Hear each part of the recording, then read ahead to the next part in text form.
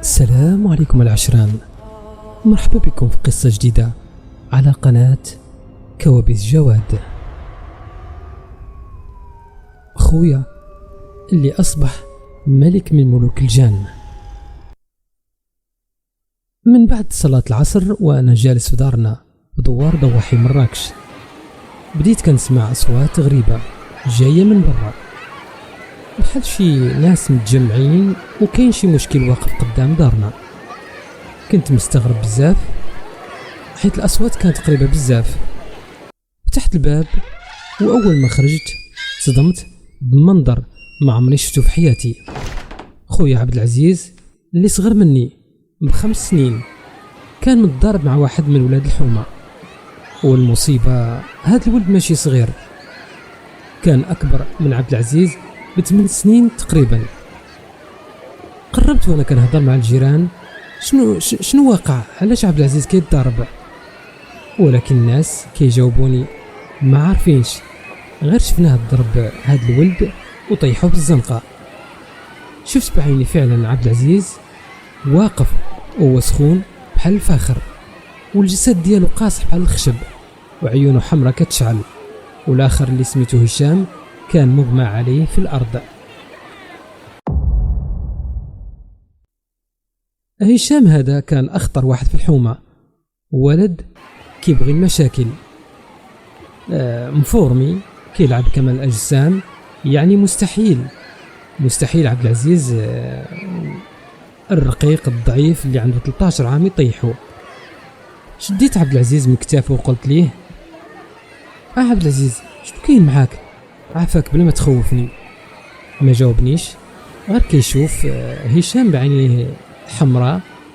بديت كنعاود عبد العزيز فيق، حتى تلفت لي وقال بصوت مشوش شنو سلطان، شنو وقع، انا ما فاهم والو، انا بخير. شديته ودخلته للدار وانا خايف عليه. من بعد خرجت نشوف الناس، شفت الجيران داو هشام لدارهم.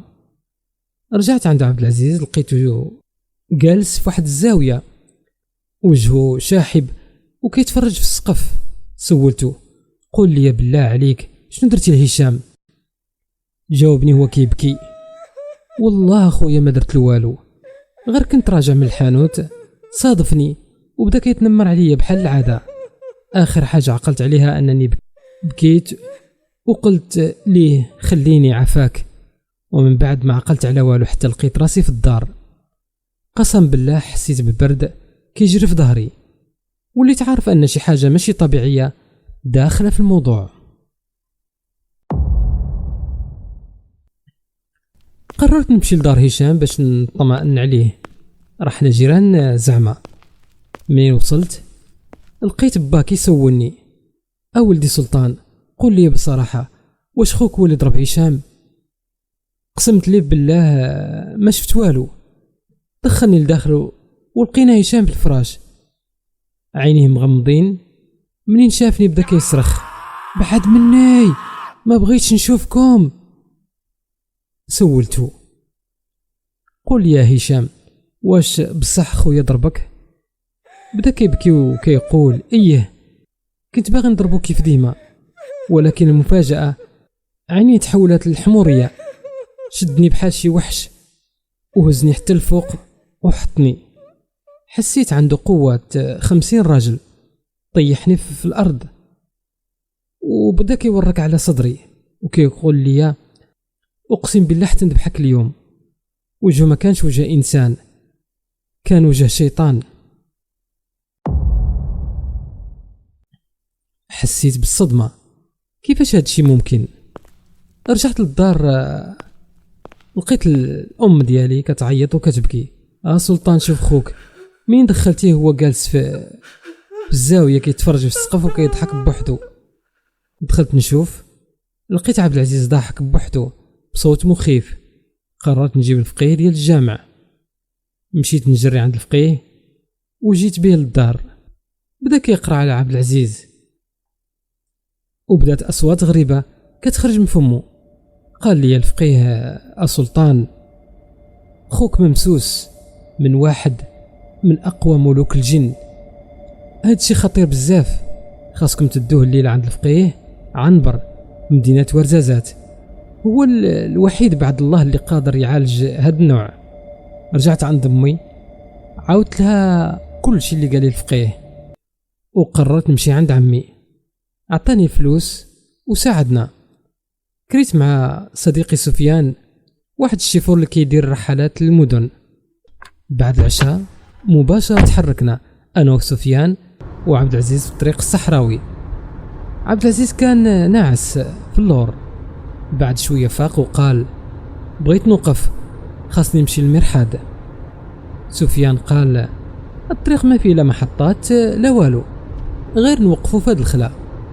وقفنا، نزل عبد العزيز وهو وعدنا يرجع دغيا. دازت 5 دقائق، 10 دقائق، 4 ساعة.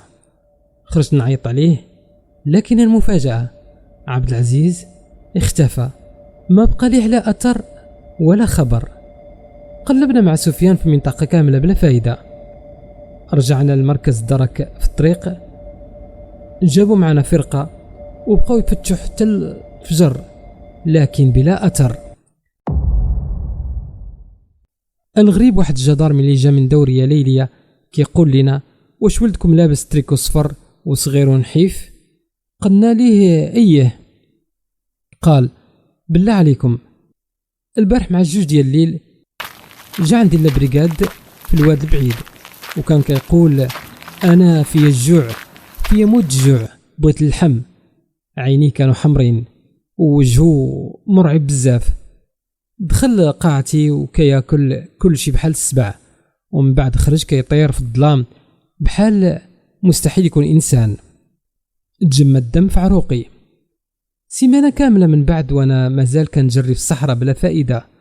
رجعت للدار بخبر مؤلم، وامي ما تحملت الصدمة، مرضات وللاسف توفات. لكن بعد عام جا عندي واحد الصياد من زاكورة قال لي قسم بالله انقذنا واحد وسط الصحراء نفس المواصفات ديال خوك، وقال لي يقول خويا سلطان ما يتقلقش، راه انا بخير، ودابا وليت واحد من ملوك الجن في هاد الصحراء. من داك النهار وانا بعض المرات في الليل كنبدا نسمع الصوت من الواد كيعيط ليا سلطان انا بخير. يمكن يكون وهم، ولكن في قلبي عارف ان عبد العزيز ما رجعش، لانه دابا ما بقى انسان. خويا عبد العزيز ولا واحد من ملوك الجن.